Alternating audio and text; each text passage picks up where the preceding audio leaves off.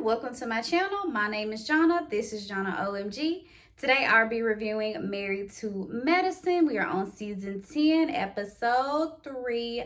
Let's go ahead and get right on into this review. So let me start off by saying Quad and Phaedra are wrong. Point blank, period. And I'm so glad that Toya called them out.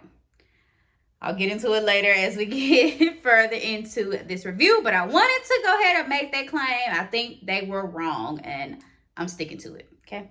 So we start this episode off with Toya. She's inviting Letitia or Sweet Tea or whatever you want to call her. I am interchanging both of them. Most people on the show call her Sweet Tea, but I like Letitia too.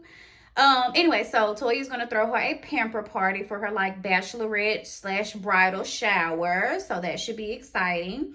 Jackie and Simone are having lunch, and they're kind of talking about Sweet Tea and like how she's kind of struggling right now. She wants an assistant to help her with wedding planning and getting the groceries, because Dr. Greg wants a home cooked meal every time he gets home, and so she's just kind of, it's a new life for her. She's just trying to juggle it all, which I can understand, you know. But then we have Heavenly meeting up with Letitia for lunch. And y'all, why did she come in with this cowboy hat? Like, I was so tilted at her, but I'm like, girl, the whole damn engagement party that you had episode 1 is over, okay? Why are you still wearing this cowboy hat? And then it was white, of course. I'm like, okay, she is running it down, girl. Running it to the rim. But baby, she was spilling the tea to Heavenly. Spilling it. Which I was a little surprised about, because Heavenly has been the one that's been throwing the most shade at Letitia.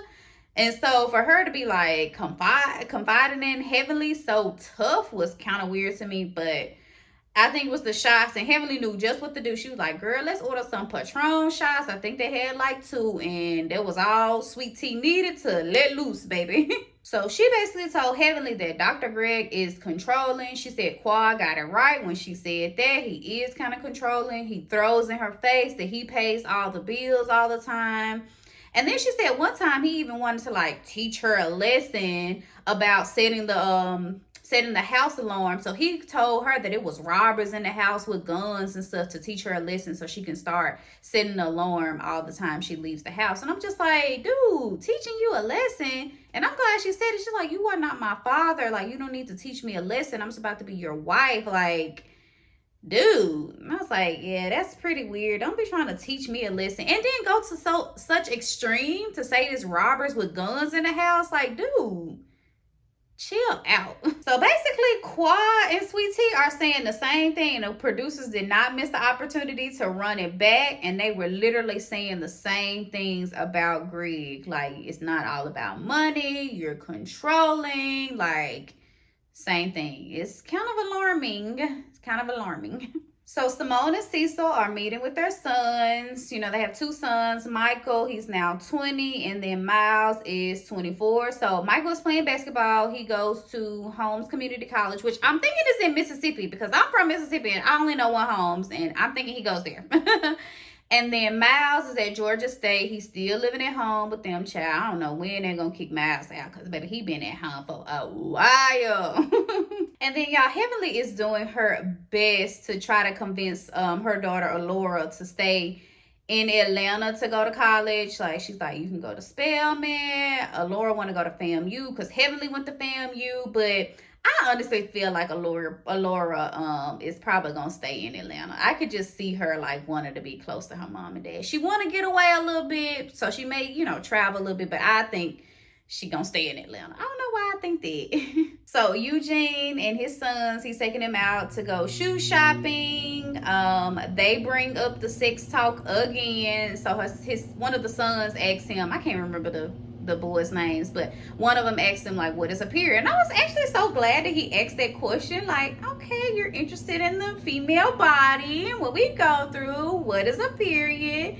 So Eugene explains it. He's like, so what are tampons? Are they soaking up the blood? I was like, okay, this is good.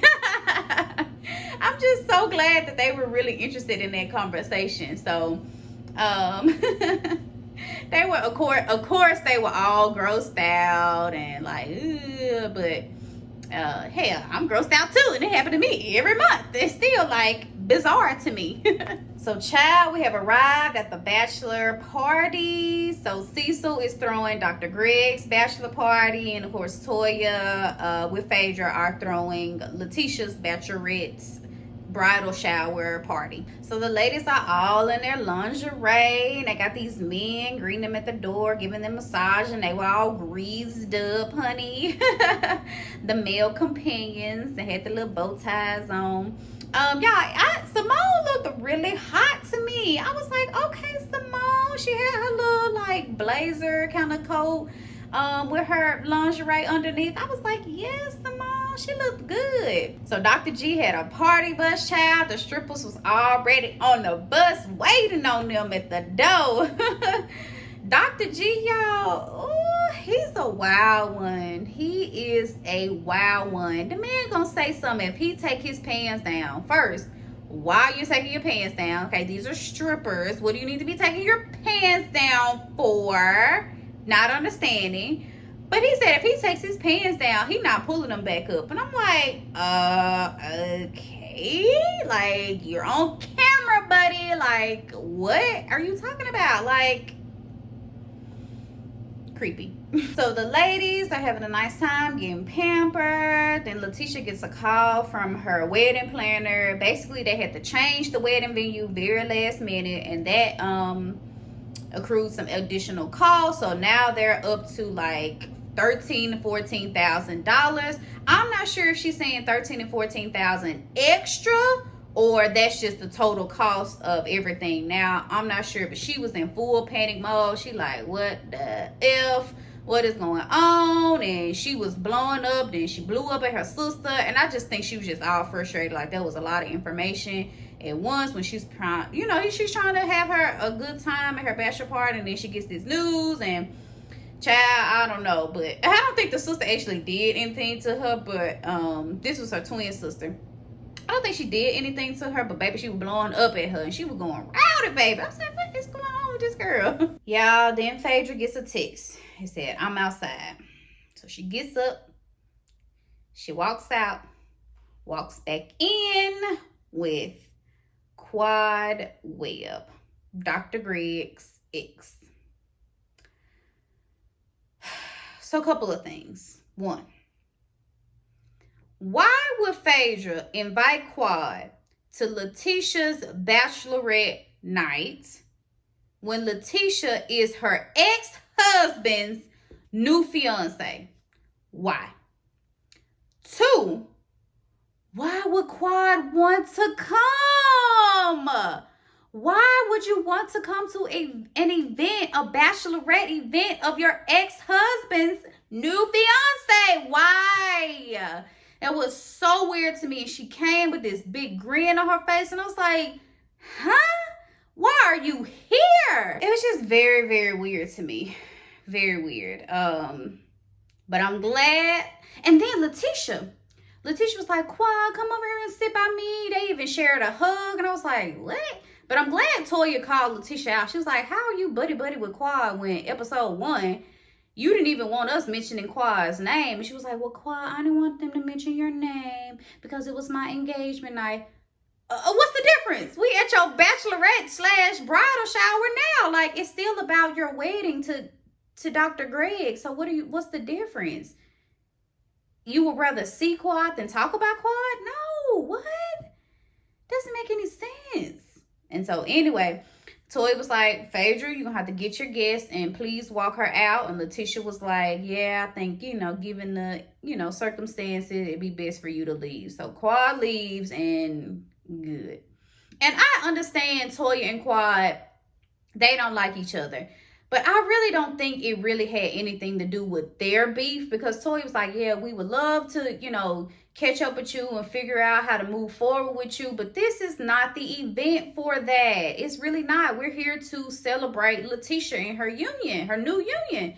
Why are you here? It was so, so strange to me. But I'm glad Toya a real one for that one, because she like, no, Phaedra, come get your guest and please walk her out. Like, Why are you here? So that was pretty much it, y'all. That was the end of the episode. I rated a 5. It was a little, you know, it was entertaining for sure. The strippers was going in. Dr. Greg was having the time of his life. I'm sure he frequents the strip club. You can tell he felt right at home. Sleazy self. Telling me something, he take his pants down. He ain't pulling them back up. Girl, he a mess. Then told the girl to put his booty on her, put her booty on his head. I'm like, this man is out of control. But that was it. Let me know how y'all feel about Quad showing up to this girl bachelorette party. Like, I am not here for it. And I'm glad Toya called it out, because everybody pretty much wanted to say something. Like Simone and Dr. Jackie all thought it was weird too. You can see their look on their faces. Heavenly was being all fake, giving Quad a hug. I'm like, look at her. But let me know what y'all think. Like, I didn't like it. But thank you so much for tuning in. Make sure you like, comment, and subscribe.